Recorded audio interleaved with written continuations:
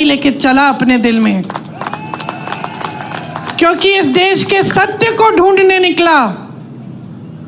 झूठों से भरपूर भाषण और राजनीति नहीं की उसने।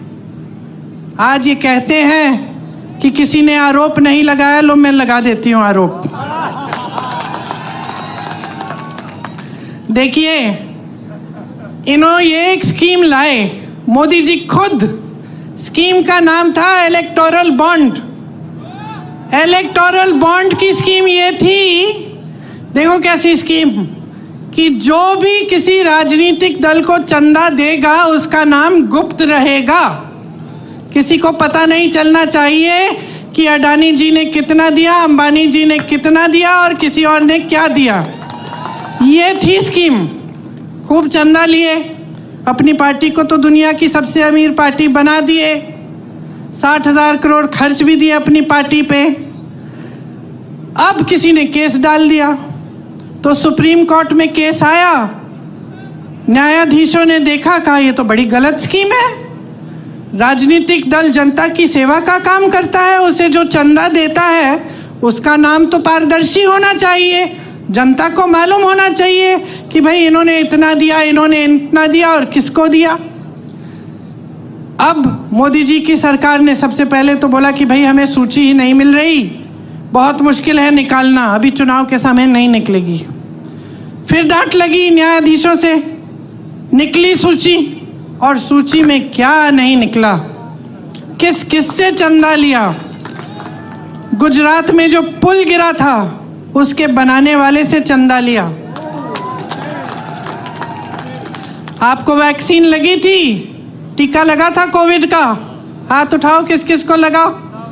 मुझे भी लगा, 2-2 बार सबने लिया, सर्टिफिकेट मिली ऐसी।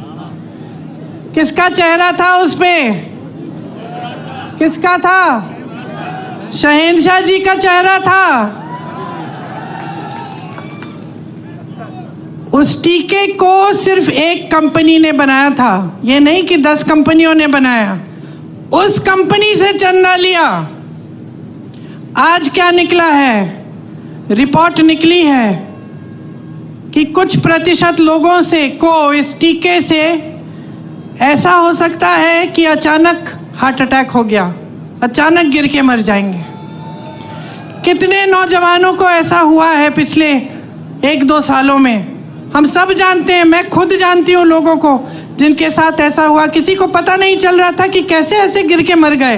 अच्छे खासे सेहतमंद थे, कोई जिम कर रहा था, कोई दौड़ लगा रहा है, कोई 40 साल का, और आज आपको ये बात पता चल रही है।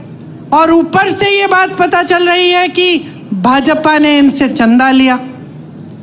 और बताती हूँ, ऐसी कंपनियों से चंदा लिया है जिस पे छापा मारा था इन्होंने। छापा मारा, चंदा लिया, छापे बंद। केस लगाया, चंदा लिया, केस बंद। गौ माता, अच्छा, हमें बताया जा रहा है कि गौ मांस के सप्लाई कंपनी से भी चंदा लिया है, 250 करोड़ का। यहाँ आपके मंच पे धर्म की बातें, धर्म के रखवाले वहां चंदा ले रहे हैं इन लोगों से। तो ये भ्रष्टाचार है कि नहीं है? इससे बड़ा भ्रष्टाचार आपने कभी देखा है कि सरकार ने भ्रष्टाचार की स्कीम ही बना दी। एक जमाने में भ्रष्टाचार होता भी था तो छुपके चोरी से होता था, अब भ्रष्टाचार खुलेआम स्कीम के तहत हो रहा है, इलेक्टोरल बॉन्ड। और आपको कहने की ये हिम्मत कि हम भ्रष्ट नहीं हैं, कहते हैं कि खुद ईमानदार हैं, बाकी सारे नेता भ्रष्ट हैं। किसी को जेल में डाल दिया है, किसी मुख्यमंत्री को, किसी और को जेल में डाल दिया है, किसी पार्टी का, जैसे कांग्रेस पार्टी के खाते बंद करा दिए चुनाव से पहले कि इनको चुनाव के लिए कोई सुविधा नहीं मिलनी चाहिए। अपनी पार्टी को इस कदर वॉशिंग मशीन बना दिया है, धुलने वाली, जो कपड़े धोने वाली मशीन होती है ना, कपड़ा डालो, गंदा कपड़ा अंदर डालो, निकालो तो साफ निकलता है। इसमें क्या होता है, इनकी पार्टी में नेता चले जाता है, पहले कहते हैं भ्रष्ट है, इसके 70,000 करोड़ का स्कैम है, उसका ये घोटाला है, उसने इतना चोरी किया। फिर कहते हैं आइए, आपका स्वागत, हमारी पार्टी में आइए। जैसे ही वो नेता उनकी पार्टी में चले जाता है तो कहते हैं कि बिल्कुल ठीक, इसने तो कुछ किया ही नहीं है, ये तो साफ हो गया, ये तो बहुत ईमानदार आदमी है। तो ये चल रही है राजनीति देश में आज। चुनाव लड़ने की हिम्मत नहीं हो रही है, लोगों को बिठाया जा रहा है, पैसे खिलाए जा रहे हैं प्रत्याशियों को, मुख्यमंत्रियों को जेल में डाला जा रहा है। तो अब देखिए, आप पर निर्भर है आपका भविष्य। आपको लगता होगा कि ये जो बड़े बड़े नेता मंच पे बैठते हैं ये हमारा भविष्य तय करते हैं। कुछ हद तक ये बात सही है, लेकिन सिर्फ कुछ हद तक। सच्चाई ये है कि आप अपना भविष्य तय करते हो। आपका भविष्य आपके हाथों में है। मेरी बहनें, आप जब वोट डालने जाती हो ना, तो 5 सालों के लिए आपके जीवन में क्या होने वाला है इसका आप ये तय करने जाती हो कि आपके गांव में, आपके परिवार में तरक्की आएगी कि नहीं, इसलिए अपना वोट डालती हो। तो इसको हल्के में बिल्कुल नहीं लेना है।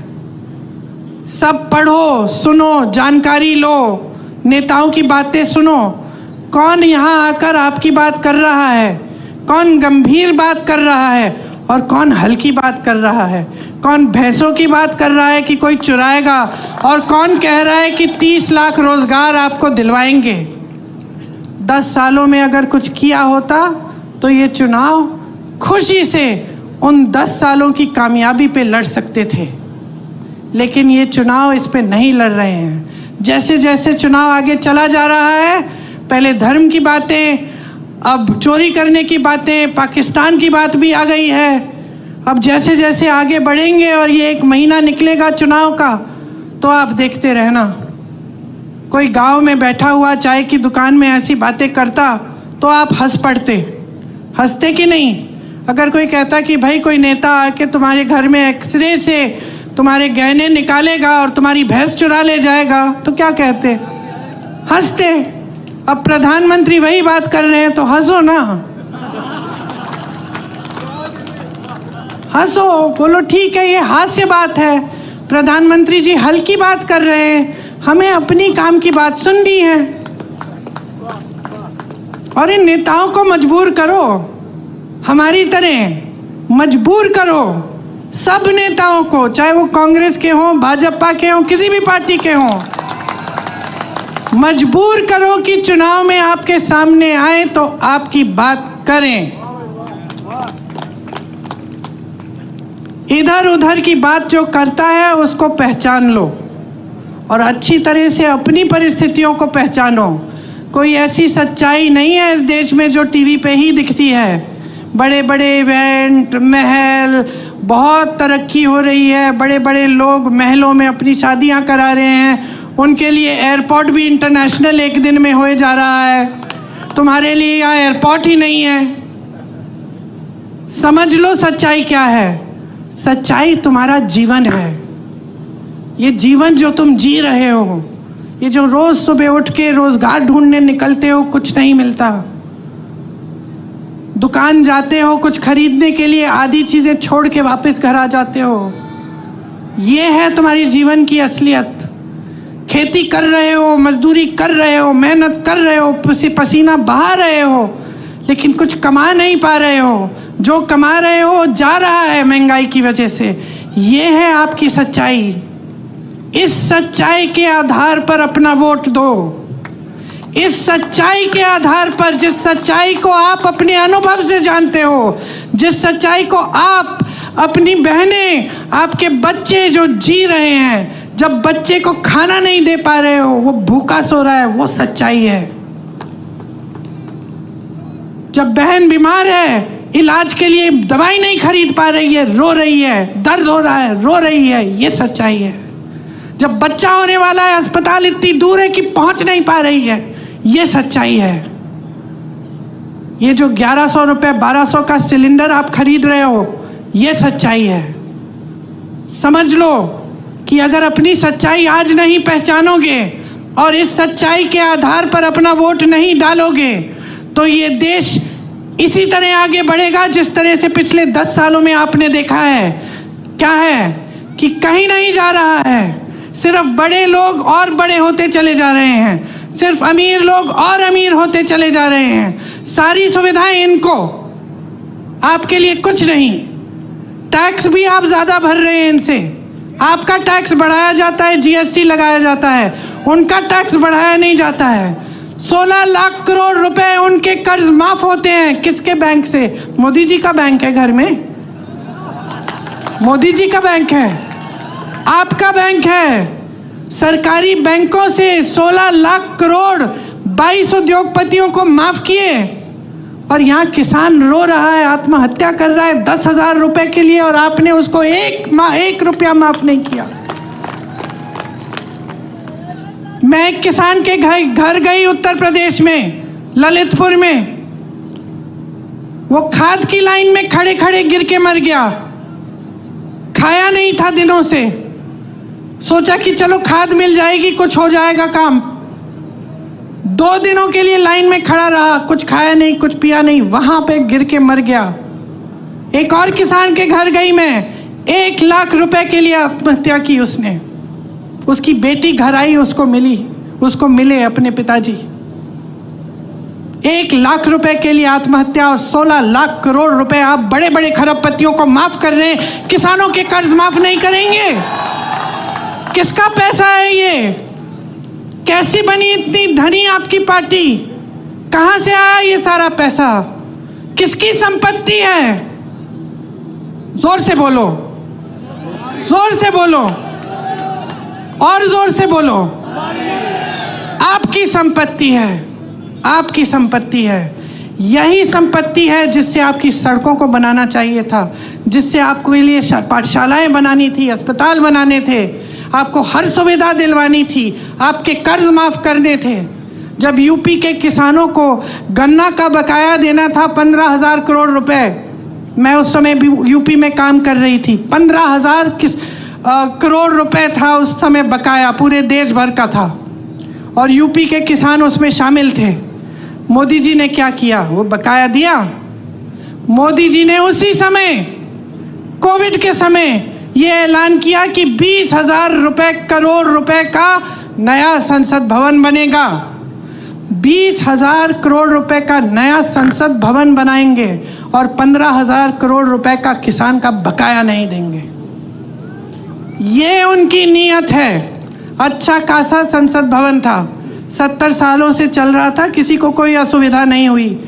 पंडित जवाहरलाल नेहरू जी से लेकर वाजपेयी जी तक वहां पे सब उसी संसद में बैठे। अब बदलने की जरूरत क्या है भाई? क्योंकि हम शहंशाह हैं, हम सब कुछ कर सकते हैं। तो अब आप समझ लीजिए। देखिए, थोड़ी सी शिकायत मुझे आपसे है, क्योंकि चुनाव आते हैं, हर चुनाव में आपको गुमराह कर देते हैं, हर चुनाव में धर्म की बात, जाति की बात, और आप गुमराह हो जाते हैं और आप उसी आधार पे अपना वोट डाल देते हैं। और मैं सिर्फ यहाँ पे इसलिए आई हूँ आपसे कहने के लिए, अपने लिए अपना वोट दो, अपनी समस्याओं के आधार पर दो। किसी नेता को मत देखो, पार्टी को मत देखो, आप ये देखो कि भाई विकास कौन लाएगा मेरे गांव में, मेरे जीवन में तरक्की कैसे होगी।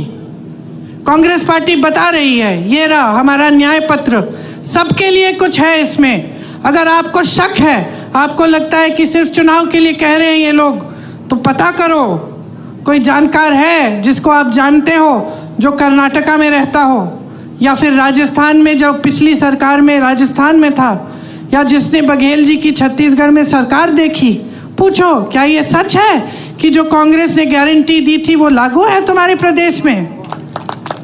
खुद जानकारी लो। इससे पहले की पीढ़ियां, उसमें शायद दुनिया की सबसे महान हस्ती आपने, गुजरात ने इस दुनिया को दी। महात्मा गांधी जी यहाँ पे जन्मे।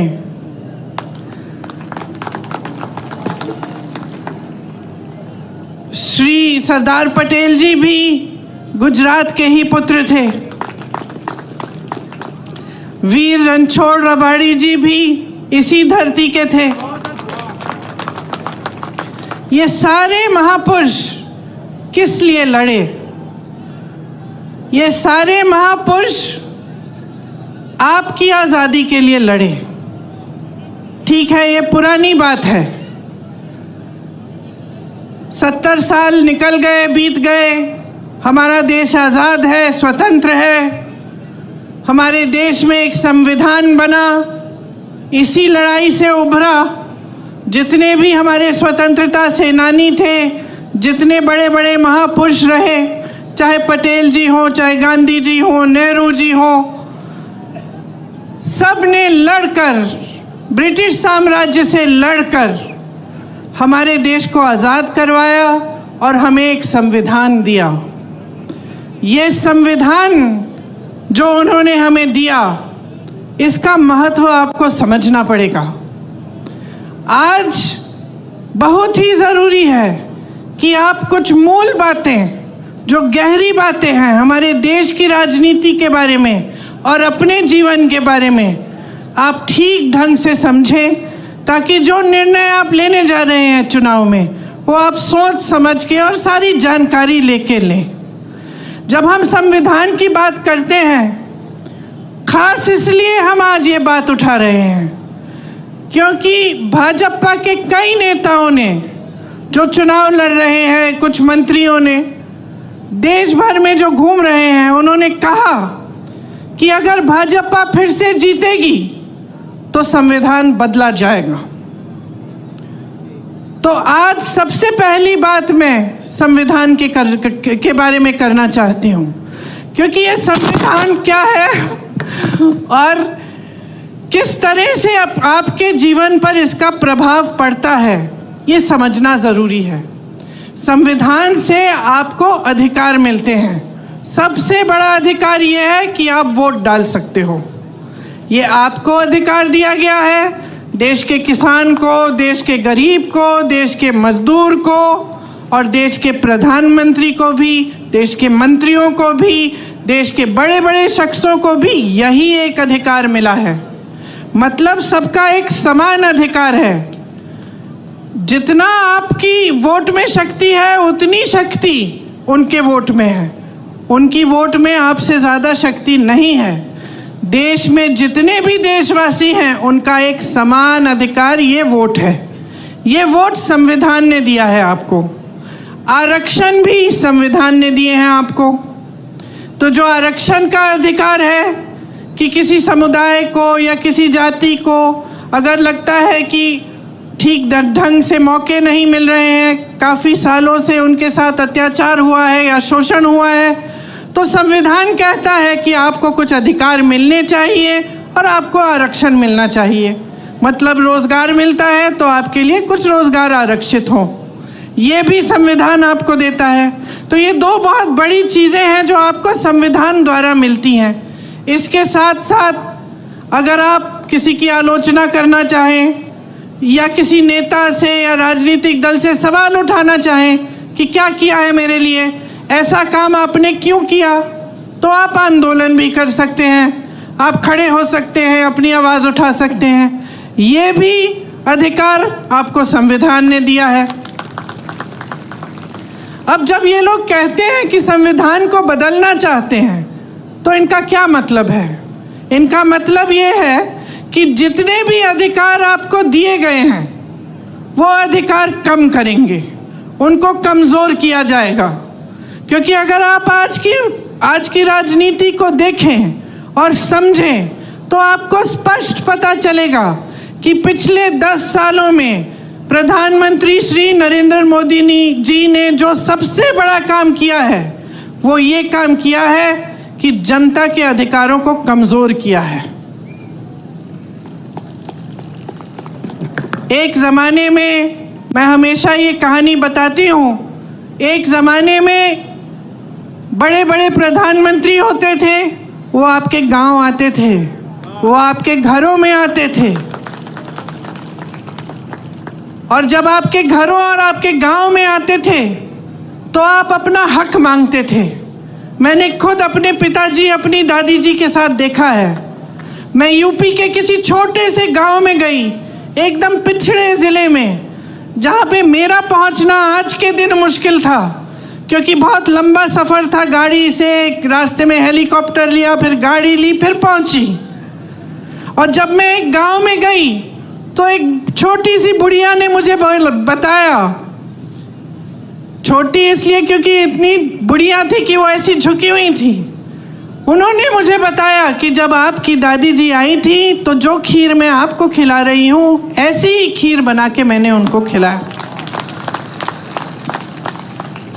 मैं अपने पिताजी के साथ गांव जाती थी, उनके पीछे पीछे, तो अपने ही संसदीय क्षेत्र में जब वो किसी के घर में चले जाते तो अगर कोई सुविधा नहीं मिली होती, या पानी नहीं आ रहा है, या उस ज़माने में वो इंडिया मार्क 1 लगता था, वो नल नहीं लगा है, या सड़क नहीं बनी है, तो डांट खाते थे।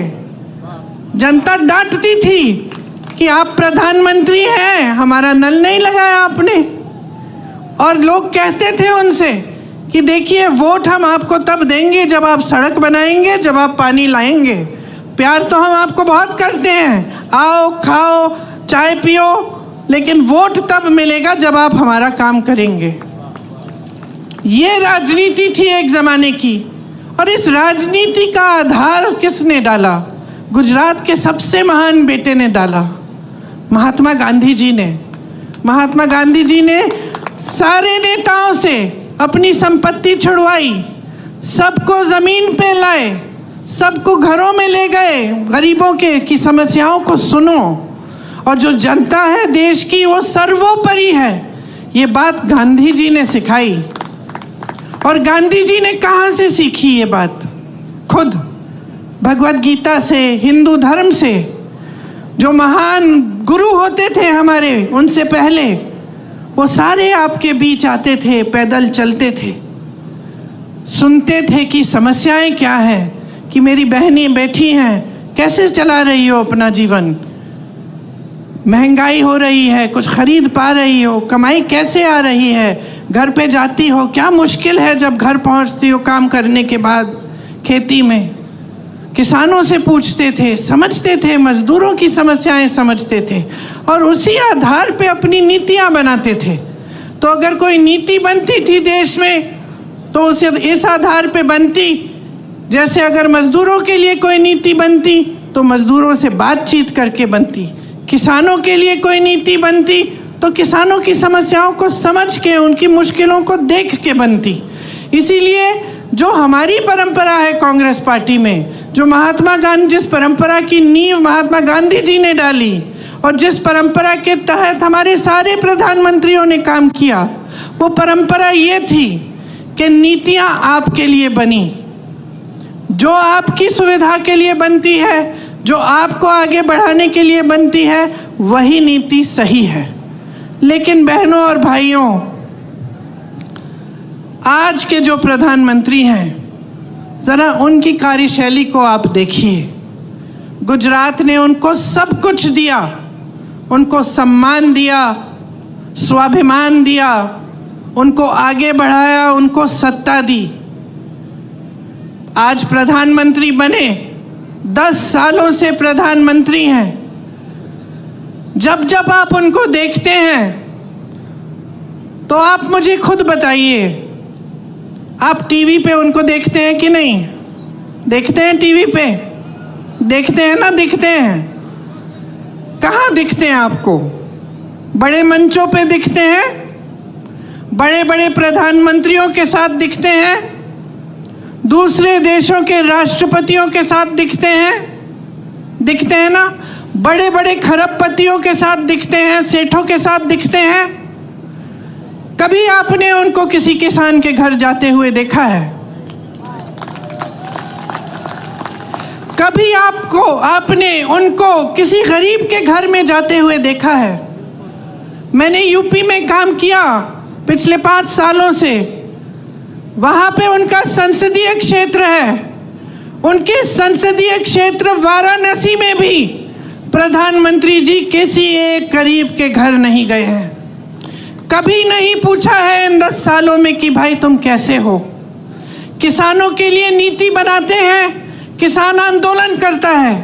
लाखों किसान 4 किलोमीटर दूर उनके घर से बैठते हैं, आंदोलन करते हैं। महीनों के लिए उनकी बिजली काटी जाती है, पानी काटा जाता है, 600 शहीद होते हैं किसान, लेकिन वो 4 किलोमीटर दूर चल के हमारे प्रधानमंत्री उनसे मिलने के लिए नहीं आते हैं।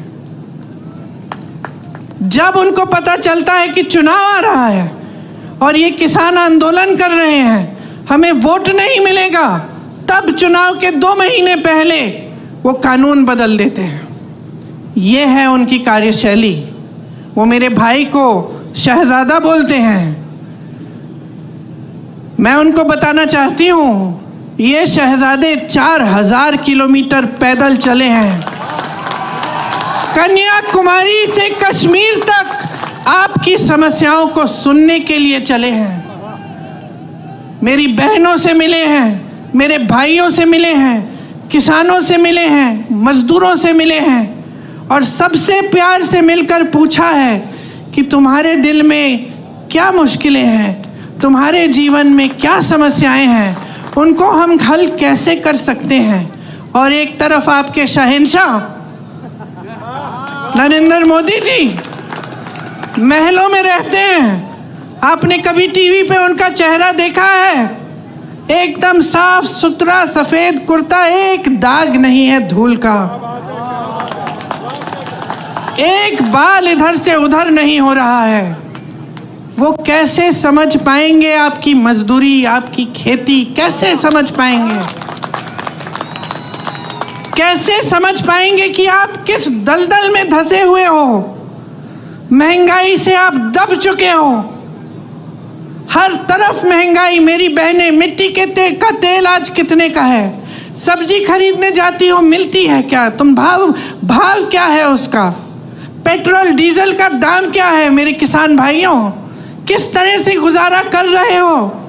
खेती के हर सामान पे जीएसटी है, हर सामान महंगा हो चुका है। मेरी बहनें, अगर कोई त्योहार होता है, कुछ खरीदना पड़ता है, नए कपड़े, बच्चों के लिए कोई वर्दी खरीदनी पड़ती है, फीस भरनी पड़ती है, कोई बीमार पड़ जाता है, इलाज करना पड़ता है, तो क्या हालत होती है आपकी? ये मोदी जी नहीं जान सकते, क्योंकि मोदी जी अब अपने महल में बंद हैं, सत्ता से घिरे हुए हैं। उनके आसपास जितने भी लोग हैं उनसे डरते हैं, उनको कोई कुछ कहता नहीं है, और अगर कोई आवाज उठा भी ले तो उस आवाज को दबाने की कोशिश होती है। आज उनको ये नहीं पता है कि आप कितनी समस्याओं से जूझ रहे हैं। आप देखिए, यहाँ राजपूत समाज की महिलाओं का कितना अपमान किया गया। मोदी जी ने क्या किया? क्या हटाया उस प्रत्याशी को? हटाया उस प्रत्याशी को?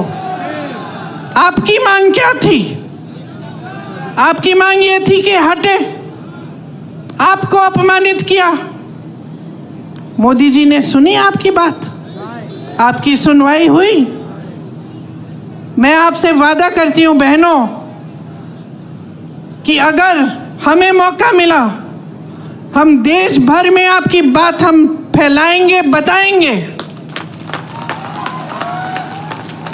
और इस तरह का अपमान आपके साथ हम नहीं होने देंगे। आज मेरी बहनों, जहां जहां महिलाओं का अपमान किया गया है, वहां मोदी जी की सरकार ने जिन्होंने अपमान किया, जो अत्याचार कर रहे हैं, उनका साथ दिया है, उनके पक्ष में खड़ी हुई है इनकी सरकार, आपके पक्ष में नहीं। हाथरस में महिला के साथ अत्याचार हुआ, उसको जला के मार डाला। भाजपा की सरकार ने उनको बचाया जिसने अत्याचार किया था।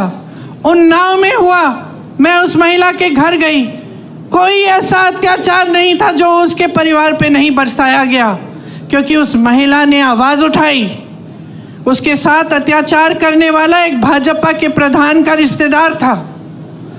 उस महिला ने, नौजवान थी, आवाज उठाई, कचहरी में गई केस डालने।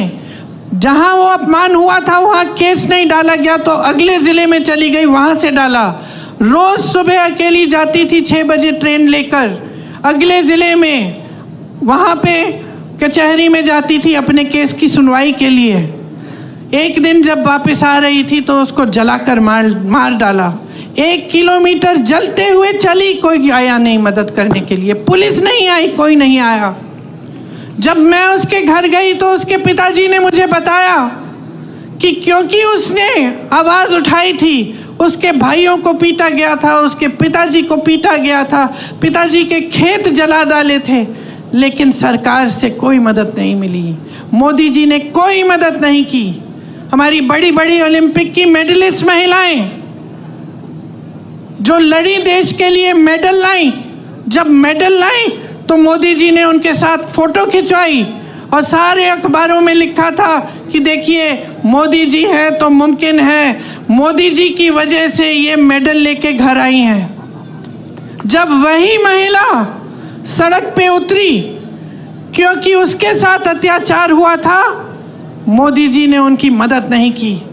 उस महिला ने, उसकी आंखों में आंसू थे जब उसने मुझे बताया कि दीदी मैंने सोचा था कि मैंने इतना बड़ा काम किया है देश के लिए, मेडल लाई हूँ, अगर मैं यहाँ पे बैठ के मांग करूँगी तो ज़रूर मेरे साथ न्याय मिलेगा, मुझे न्याय मिलेगा। लेकिन उसे न्याय नहीं मिला।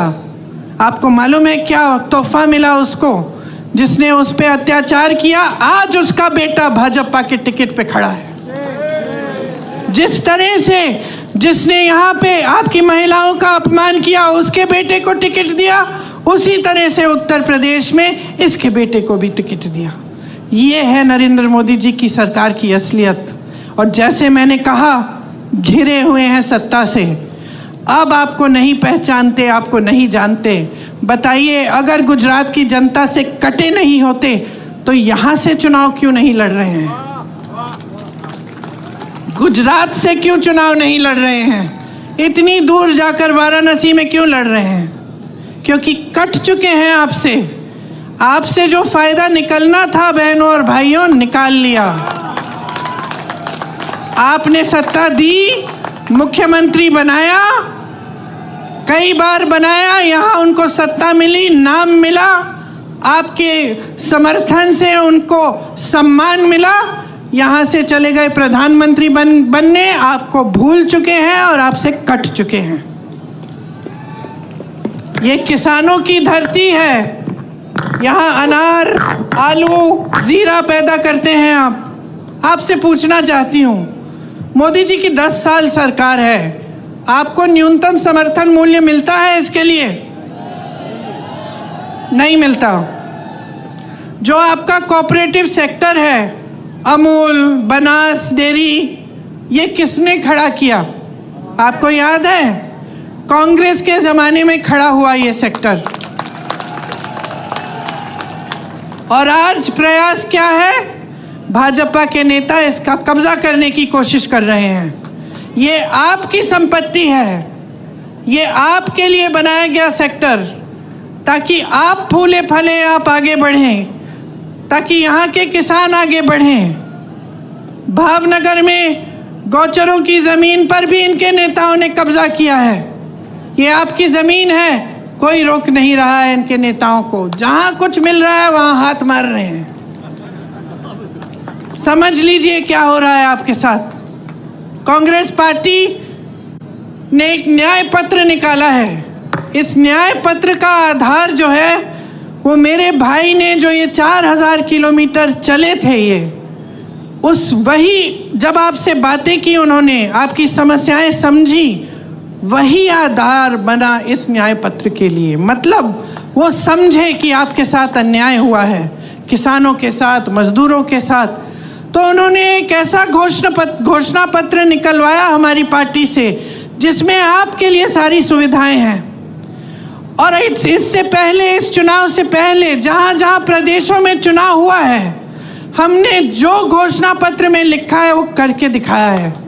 आज अगर आप कर्नाटका की महिलाओं से पूछेंगे कि सरकार ने आपके लिए क्या किया, तो वो बताएंगी कि हमें हर महीने 2000 रुपये मिलते हैं और हम बस की यात्रा मुफ्त में करते हैं। अगर आप छत्तीसगढ़ के किसानों से पूछेंगे कि कांग्रेस की सरकार ने क्या किया आपके लिए, तो वो बताएंगे कि हमारे कर्ज माफ कराए और अच्छे अच्छे गौठान बनाए जिसमें से हमें नौकरी मिली, और हमारे जानवरों का जो गोबर है वो गोबर सरकार ने खरीदा ताकि हमारी आमदनी बने। इसी तरह से आपके लिए हम कुछ गारंटी लाए हैं और उसमें किसान भाइयों के लिए आपका जो MSP है, जो न्यूनतम समर्थन मूल्य है, वो एक कानून बनेगा। मतलब आपका अधिकार बन जाएगा, कानून के तहत आपको मिलना ही होगा। ऐसा हो ही नहीं पाएगा कि जो आप यहाँ पे आलू उगाते हैं, जीरा उगाते हैं, उसका न्यूनतम समर्थन मूल्य आपको मिले ना। आपके कर्ज माफ के लिए एक स्थायी आयोग बनेगा जिसके तहत जब भी आप कर्ज में अगर आप डूब रहे हैं और आपको मदद की ज़रूरत है, आप उस आयोग में जा पाएंगे और आपके कर्ज की माफ़ी की बात होगी और उसकी समस्या हल होगी। खेती के सारे सामानों पे आज GST दे रहे हो, हमारी गारंटी है कि खेती के सारे सामानों से हम GST हटा देंगे। आपके फसल का नुकसान होता है, भुगतान मिलता है? नहीं मिलता है, मोदी जी नहीं देते भुगतान। हम कह रहे हैं कि जब फसल का नुकसान होगा तो 30 दिन के अंदर अंदर आपको भुगतान मिलेगा। भूमिहीनों को जमीन मिलेगी और हर जगह पूरे देश भर में न्यूनतम मजदूरी 400 रुपए की होगी। मतलब 400 रुपए से कम मजदूरी के पैसे आपको कोई नहीं दे पाएगा। अगर देगा तो कानून का उल्लंघन करेगा। मेरी बहनें, मैंने महंगाई की बात की, मैं जानती हूँ और समझती हूँ कि आप पर कितना बोझ है। जो समाज है उसका बोझ भी आप उठाती हो, समाज की परवरिश भी आप करती हो। जब अपने बच्चों को बड़ा करती हो, मेहनत से उनकी हर चीज़ देखती हो, बच्चा बीमार पड़ता है उसका इलाज, बुखार होता है उसकी देखभाल, खाना खाया कि नहीं खाया, पढ़ाई की कि नहीं की, स्कूल जा रहा है ठीक से कि नहीं जा रहा है, ये सारे काम आप करते हो अपनी नौकरी या अपने रोज़गार या अपनी खेती के अलावा। तो आप बाहर जाती हो, काम करती हो, घर आती हो और काम करती हो। इसीलिए आपके लिए हमने सोचा है कि जो परिवार की सबसे बड़ी महिला है उसको हमारी सरकार 8,500 रुपये हर महीने दिलवाएगी। ये पैसे सीधे आपके खाते में जाएंगे, मतलब कि 1 साल में आपको 1 लाख रुपए मिलेंगे। और 50% जितने भी सरकारी नौकरियां हैं उसमें से 50% महिलाओं के लिए आरक्षित रहेंगी। पहले के आरक्षण है उसी के तहत। तो ये हमने आपके लिए सोचा है। और आंगनवाड़ी, आशा बहुएं और जो मिड डे मील्स में महिलाएं काम करती हैं, केंद्र का जो योगदान है आपके मानदेय के लिए वो बढ़ाया जाएगा, दुगना किया जाएगा ताकि आपका मानदेय बढ़ जाए। तो सबके लिए हमने कुछ सोचा है, क्योंकि देखिए आज के ज़माने में आप जब मेहनत करके अपने बच्चों की परवरिश करते हैं तो आपके सामने अन्य मुश्किलें आती हैं। आप बड़ा करते हैं बच्चों को, आपके यहाँ अगर गांव में पाठशाला है या कोई सुविधा है ठीक है, लेकिन उसके बाद जब उनको यूनिवर्सिटी जाना होता है, विश्वविद्यालय में जाना होता है, तो नई मुश्किल खड़ी होती है, क्योंकि फीस भरनी पड़ती है। किस तरह से वो पढ़ाई ख़त्म करेंगे। यहाँ गुजरात में ज़्यादातर प्राइवेट विश्वविद्यालय खोले जा रहे हैं, बड़ी बड़ी फीस है। जितने भी माँ बाप हैं, चाहे कितने भी गरीब हो, चाहे किसान हो, मजदूर हो, कुछ भी हो, आज के दिन सब चाहते हैं कि हमारा बच्चा शिक्षित हो ताकि उसको अच्छा रोज़गार मिले। सही बात है कि नहीं? और अब किसी भी हालत में कैसे भी कर्ज लेकर, मजदूरी करके, कॉन्ट्रैक्ट पे नौकरी करके आप कमाते हैं, इसीलिए कि आपके बच्चों की परवरिश हो और वो बड़े हो के शिक्षित हो और उनको नौकरी मिले। ये सही बात है कि नहीं? अब आपने शिक्षित कर दिया, किसी न किसी तरह से आपने कर्ज लेकर बच्चे को शिक्षित कर दिया।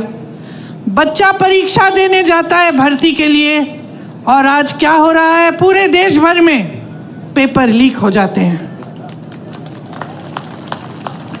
पेपर लीक हो जाते हैं। जो फीस आपने ट्यूशन के लिए भरी है, जितनी मेहनत बच्चे ने की है, सारी ऐसी गवाई जाती है। उसको पता नहीं होता कि फिर से पेपर देना है, शायद उसमें भी लीक हो जाए। कितने साल इंतज़ार करना पड़ेगा, या कुछ महीनों बाद फिर से इम्तिहान देना पड़ेगा। मानसिक तनाव होता है, कुछ पता नहीं होता कि भविष्य में नौकरी मिलेगी नहीं मिलेगी। मैं ऐसे बच्चों से मिली हूँ जिन्होंने भर्ती की परीक्षा दी और सालों के लिए इंतज़ार करते रहे। 1 बार दी, 2 बार दी, 3 बार दी, एक सूची भी निकल आई, उसमें भी नाम था, रोजगार नहीं आया मिला, क्योंकि लीक पे लीक होते गया, घोटाले पे घोटाले होते गए। जीपीपीएससी का इधर पेपर लीक हुआ, टैट का टीचर का पेपर लीक हुआ। 10 सालों में जब से इनकी सरकार है 14 से ज़्यादा पेपर लीक हुए हैं। तो अब क्या करें नौजवान? भर्ती का इम्तिहान है, पेपर लीक हो रहा है, रोजगार दे नहीं रही है सरकार। मोदी जी की सरकार में 30 लाख रोजगार के पद खाली पड़े हुए हैं। 30 लाख केंद्र सरकार में। आप नौजवान यहाँ खड़े हो, यहीं पे हजारों खड़े होंगे जिनके पास रोजगार नहीं है। वहाँ 30 लाख पद खाली हैं, वो पद भरे नहीं गए हैं। तो पद खाली हैं, नौजवान खाली हैं, लेकिन आप पद नहीं भर रहे हैं। आपका ध्यान कहीं और है, सरकार का ध्यान रोजगार बनाने में नहीं है। तो ये परिस्थिति है कि जब आपको रोजगार नहीं मिलता तो फिर आउटसोर्सिंग और कॉन्ट्रैक्ट पे ही रोजगार मिलता है, और आप सब वही करते हैं क्योंकि और कोई चारा नहीं है, कोई स्थायी रोजगार नहीं मिल रहा है। अब मैं आपको समझाना चाहती हूँ कि ये स्थायी रोजगार क्यों नहीं मिल रहा है। एक तो हुई खेती की बात। एक ज़माने में खेती में भी रोजगार मिलते थे, लेकिन जब से इतनी महंगाई आई है किसान खुद कमा नहीं पा रहा है। तो जब किसान खुद कमा नहीं पा रहा है तो वो कैसे रोजगार दिलवाएगा अपनी खेती में? तो फिर वो भी कम मजदूर रखता है। वो भी कहता है कि जितना काम मैं खुद निपट सकता हूँ निपट लूँगा। तो खेती से रोजगार कम हो रहा है। बड़े बड़े जितने भी सरकारी कॉरपोरेशन थे, जितनी सरकारी कंपनियां थी जिससे आपको स्थायी रोजगार मिलते थे, तकरीबन सभी की जो सब्सिडी है, जो सब्सिडरी हैं, उनको इन्होंने अपने खरबपति मित्रों को दे दिया है। आज देश का कोयला, देश की सड़कें, देश का पावर, देश के हवाई अड्डे, देश के बंदरगाह, सब इनके बड़े बड़े खरबपति मित्रों को दे दिए गए हैं। इनको आपकी संपत्ति थी, आपको रोजगार मिलता था, आपको सुविधाएं मिलती थी, अब वो सारी संपत्ति बड़े बड़े खरबपतियों की हो गई है। अगर आपकी समस्याओं को ये सरकार समझती तो वो जानती कि यहाँ से रोजगार मिलता है, नए नए रोजगार बनते हैं। ये संपत्ति अभी खरबपतियों को देने से ये रोजगार बंद हो सकते हैं, आरक्षण बंद हो सकते हैं, क्योंकि प्राइवेट हो गई वो नौकरी, वो रोजगार। लेकिन आपके बारे में नहीं सोच रहे हैं। इनकी नीतियां बड़े बड़े खरबपतियों के लिए ही बन रही हैं। अगर आप ठीक ढंग से समझेंगे और देखेंगे तो हर स्तर पे ये हो रहा है। मैं रोजगार की बात कर रही थी, एक और जगह थी जहाँ से रोजगार बनते थे, जो छोटे छोटे इंडस्ट्री, मध्यम साइज की इंडस्ट्री है, जो कोई मैन्युफैक्चरिंग करा रहा है, किसी ने अपना बिजनेस खोला है, किसी की दुकान है, उससे भी रोजगार मिलता था। लेकिन उसको इतने संकट में डाल दिया है नरेंद्र मोदी जी की नीतियों ने। नोटबंदी लाए पहले, उससे जितने भी छोटे और मध्यम के वर्ग के बिजनेस थे वो सारे, उनकी कमर टूटी। उसके बाद जीएसटी लाए और मुश्किलों में डाला, तो वहाँ से भी रोजगार बंद हो गए। तो स्थिति ये है आज देश में कि 10 सालों में रोजगार बनाने का काम नहीं किया गया है। इसीलिए आज आप इस परिस्थिति में हैं कि आज देश में 45 सालों में सबसे ज़्यादा बेरोजगारी आज है। आज 70 करोड़ नौजवान हमारे देश में बेरोजगार हैं। और जहाँ जहाँ अच्छी अच्छी स्कीमें थी या अच्छे अच्छे रोजगार थे, जैसे आपने देखा है सेना में था, उसको भी इन्होंने 5 सालों के लिए करके अग्निवीर जैसी स्कीम लाके उसको भी खत्म कर दिया। अब कोई जाना नहीं चाहता है, सेना में भर्ती नहीं होना चाहता, क्योंकि कहता है कि 5 साल बाद घर आ जाऊंगा फिर बेरोजगार होऊंगा। तो ये परिस्थिति है। सारी नीतियां बड़े खरबपतियों के लिए बन रही हैं। जो 30 लाख रोजगार जो खाली हैं, जो पद खाली हैं, हम कह रहे हैं हम उन सबको भरेंगे जब हमारी सरकार आई है। ये कांग्रेस पार्टी की गारंटी है। मैं नौजवानों को यहाँ खड़े हुए देख रही हूँ, अगर और जब आप स्नातक पास होंगे तो आपके लिए एक अप्रेंटिसशिप का प्रोग्राम लाएंगे हम।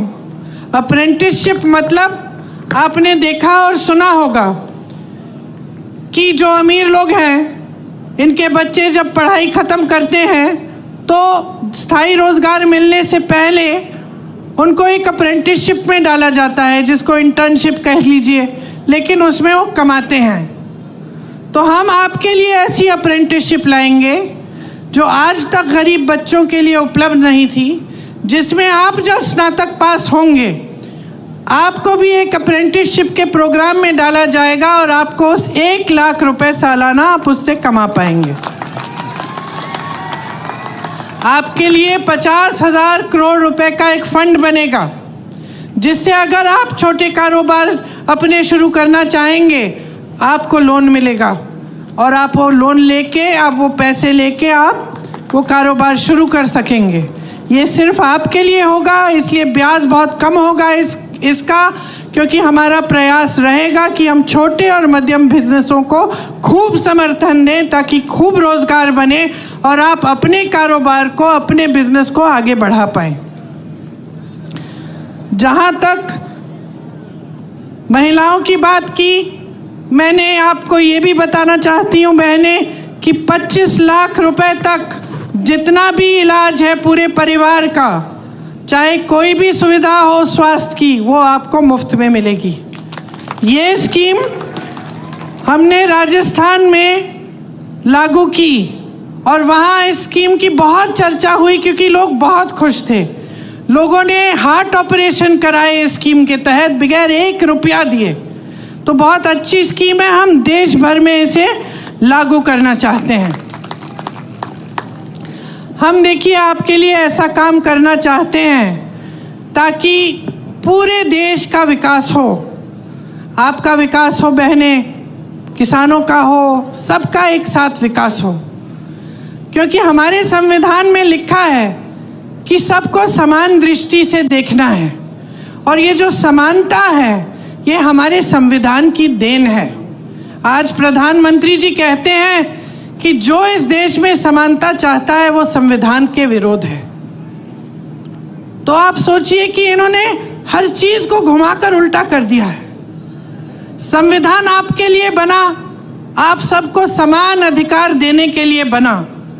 आज देश के प्रधानमंत्री खुद आपके सामने खड़े होकर कहते हैं कि जो समानता के लिए लड़ रहा है वो संविधान का विरोध कर रहा है।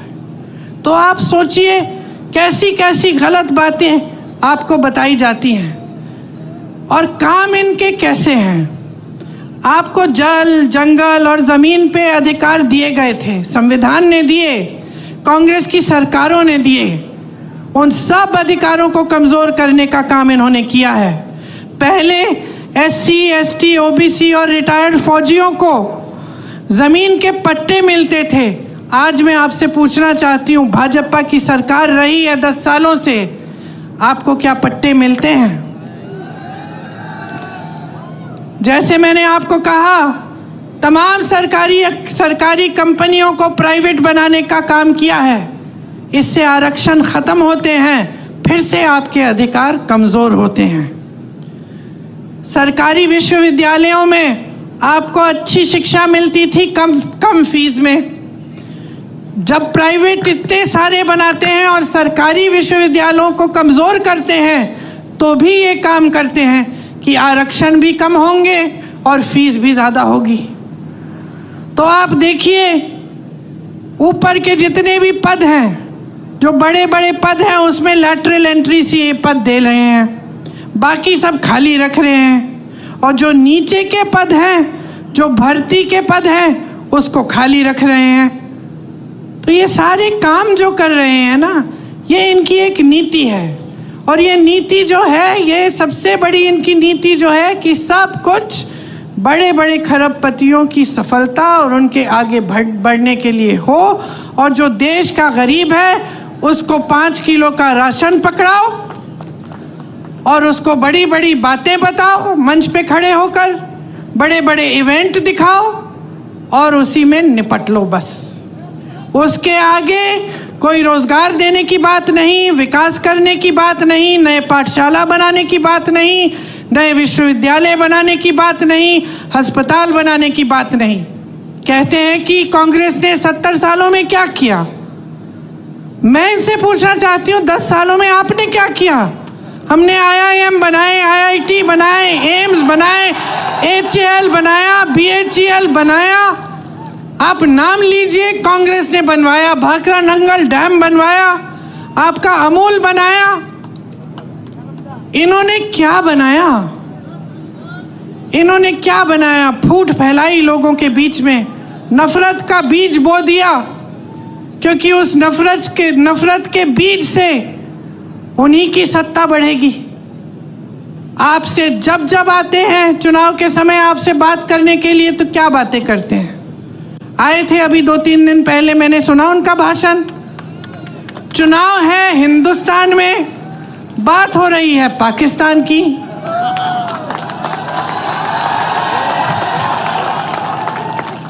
आपको बताया जा रहा है कि सावधान रहो, कांग्रेस एक एक्सरे की मशीन लाएगी और एक्सरे की मशीन से आपके घरों में घुस के आपके मंगलसूत्र छीनेगी, आपका सोना चुराएगी।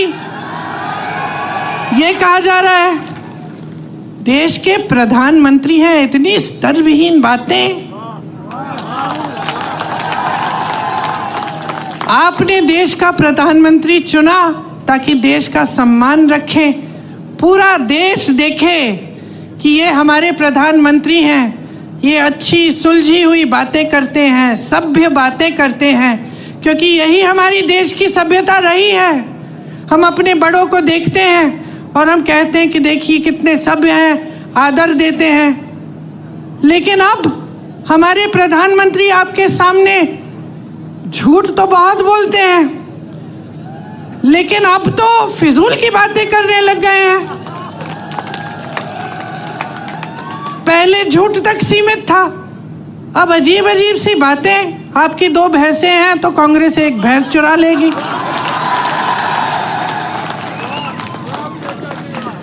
पचपन सालों से कांग्रेस की सरकार रही है इस देश में। जरा बताइए किसकी भैंस चुराई हमने? किसी की गहने चुराए? किसी के मंगलसूत्र पे आंच आने दी? और आज हम आपके घरों में एक्सरे की मशीन, सबसे पहले तो ये बताएं कि कैसी है भाई ये एक्सरे की मशीन जो मंगलसूत्र निकाल के ढूंढती है। मैं भी देखना चाहती हूँ, कुछ ऐसा है भी इस दुनिया में। और अब हम आकर आपके घरों के अंदर चोरों की तरह आपके भैंस चुराएंगे, आपका सोना चुराएंगे। क्यों? क्योंकि उनका वो पुराना जो रट है वो चल नहीं रहा है। क्योंकि आज इस देश की जनता जाग रही है, क्योंकि आज इस देश की जनता कह रही है कि मेरे मंच पे आओगे तो मेरी काम की बात करो। आज इस देश की जनता कह रही है मुझे इस चुनाव को हिंदू मुसलमान पे नहीं लड़ना है, मुझे इस चुनाव को बिजली, पानी, रोजगार, महंगाई पे लड़ना है। आज इस देश की जनता कह रही है कि बहुत हो गया मोदी जी, बहुत हो गया, बहुत देख लिया आपकी नौटंकी, बहुत सुन लिया आपके भाषण, लेकिन आपके भाषणों में एक लफ्ज हमारे लिए नहीं रहा। आज देश की जनता कह रही है कि मोदी जी हमें बताइए, 10 साल से हमने आपको पूरी सत्ता दी, उस सत्ता का क्या किया आपने? क्या आपने हमारे जीवन में आप तरक्की लाए कि नहीं लाए? और जनता को दिखने लगा है कि 10 साल बीत गए, बहुत बड़ी बड़ी बातें, क्या था वो, सबका साथ सबका विकास, ऐसी बात। किसका विकास हुआ? बैठे हो ना, विकास हुआ है आपका विकास हुआ है बहने। तो बस हवा में बड़ी बड़ी बातें हुई हैं और आपने शानदार इवेंट, ये तो मैं बोलती हूँ, बड़े शानदार इवेंट बनाए इन्होंने। हर 2-2 महीने एक शानदार इवेंट। सिर्फ मोदी जी दिख रहे हैं और कुछ दिख नहीं रहा है, वही सफ़ेद कुर्ता, कोई धूल नहीं, कुछ नहीं, सब दूर हैं उनसे, अकेले चल रहे हैं। अब अकेले ही हो गए हैं। अब ये जनता जो है ना, उनका अकेलापन देख रही है और उनके अकेलेपन का हर रोज प्रमाण देख रही है। ये जो बातें होती है ना कि आपकी भैंस चुरा लेगी कांग्रेस, ये उसी का प्रमाण है। कोई सच्चाई नहीं बता रहा है, अकेले बैठे हैं। सलाहकार भी झूठ बोल रहे हैं, सलाहकार भी सही बात नहीं बता रहे हैं। अजीब सी परिस्थिति बन गई है बहनों और भाइयों आज हमारे देश में। इसको पहचानो। एक सच्चाई आपको टीवी पे दिखती है, वो सच्चाई जो आपको दिखा रही है ना, ये समझ लो सारे टीवी के चैनल आज बड़े बड़े खरबपतियों के हैं, तो आपको अपनी सच्चाई नहीं दिखाएंगे। आपने कितने प्रोग्राम देखे हैं इस चुनाव के दौरान जहां कोई पत्रकार दुकान में जा रहा है और कह रहा है कि भाई आज टमाटर का दाम देखो, कि देखो कितनी महंगी है ये तेल, या ये गैस सिलेंडर कितना बढ़ चुका है, क्या लोग गुजारा कर पाएंगे? ये आप नहीं देखते किसी चैनल पे। किसी चैनल पे आप ये नहीं देखेंगे कि 70 करोड़ लोग इस देश में बेरोजगार हैं मोदी जी के राज में। ये बात, इस पे कोई रिपोर्ट नहीं देखेंगे। आप देखेंगे कि मोदी जी कौन से कपड़े पहनते हैं, मोदी जी किस प्रधानमंत्री से मिल रहे हैं, किस तरीके के आम खाते हैं, ये देखेंगे आप। क्योंकि आज मीडिया भी झुक गई है, सारे चैनल भी झुक गए हैं। पत्रकार एक समय में सवाल उठाता था, मुझे याद है मेरे पिताजी के समय में एक अखबार रोज 10 सवाल छापता था, प्रधानमंत्री से सवाल है ये। आपको याद होगा कैसे आक्रमण होती थी मीडिया। कोई घबराता नहीं था, नेता कहता था ठीक है सवाल पूछो जवाब देंगे। आज तो नेता इतने घबरा गए हैं ये कि जब इनका चुनाव आ रहा है, जो इनके सामने जो प्रत्याशी खड़े हैं उनको घूस देके उनको बिठा रहे हैं। मैंने सुना है कि गृह मंत्री जी के संसदीय क्षेत्र में 16 प्रत्याशी ऐसे ही बैठ गए चुनाव से पहले, या तो डराए गए हैं, धमकाए गए हैं, या किसी को घूस दे दिया है और बैठ रहे हैं कि चुनाव ही ना हो। अरे इतने मजबूत गृह मंत्री हो, इतने बड़े प्रधानमंत्री हो, देश की पूरी सत्ता तुम्हारे पास है, सीट पे सीट तुम्हारी है संसद में, और एक चुनाव लड़ने से डर रहे हो? किस बात का डर है? खड़ा करिए 100 प्रत्याशियों को, हराइए उनको। यही तो चुनाव होता है, यही तो लोकतंत्र होता है। मंच पे खड़े होकर लोगों को झूठ बोलना नहीं होता है, मंच पे खड़े होकर लोगों को गुमराह करना या लोगों के जज्बातों को उभारना ताकि तुम्हें वोट मिल जाए, तुम सत्ता में रहो, तुम्हारे बच्चे फूले फले और जनता खाई में रहे, ये लोकतंत्र नहीं है। तो मैं यहाँ किस लिए आई हूँ? मैं यहाँ इसलिए आई हूँ कि आपको मैं बताऊं कि आप इन नेताओं को जवाबदेही बनाओ, वो पुरानी परंपरा वापस लाओ, वो पुरानी परंपरा वापस लाओ सरदार पटेल जी की, महात्मा गांधी जी की, जिसमें नेता जनता को पूजता है, जनता को भगवान मानता है, जनता को डराता धमकाता नहीं है, जनता को खाई में नहीं छोड़ता। जनता के आंसू पोंछता है, उसकी नई नई समस्याएं पैदा नहीं करता ताकि और आंसू बहाए।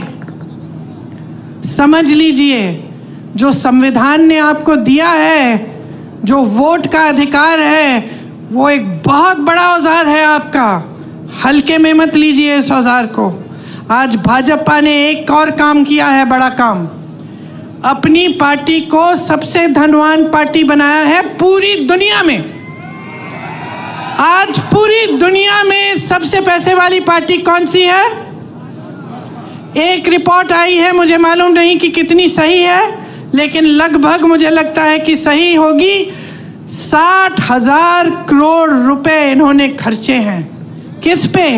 आपके नालों को ठीक करने के लिए नहीं, आपकी टूटियों में पानी लाने के लिए नहीं, आपकी सड़कों की मरम्मत में नहीं, आपके कारोबार में नहीं, आपकी खेती को ठीक करने में नहीं, ये जीएसटी हटाने में नहीं, अपनी पार्टी के लिए, अपनी पार्टी को मजबूत बनाने के लिए बड़ी बड़ी इमारतें बनाई हैं हर जिले में। इनके जो ऑफिस हैं, इतने बड़े बड़े बड़ी बड़ी इमारतें, सबको थोड़ा थोड़ा वेतन दे रहे हैं, जो भी उनके लिए काम कर रहा है, उनकी पार्टी के लिए। कोई मुफ्त में नहीं करता। यहाँ हमारे बेचारे सेवा दल के जो कार्यकर्ता हैं और जो कांग्रेस के कार्यकर्ता हैं, इनसे पूछो ये जनता की सेवा करते हैं तो मुफ्त में करते हैं या इनको वेतन देते हैं? हम बदनाम किया हमें और सबसे अमीर पार्टी बन गए वो। कहते हैं कि आज तक उन पे भ्रष्टाचार का कोई आरोप नहीं लगाया।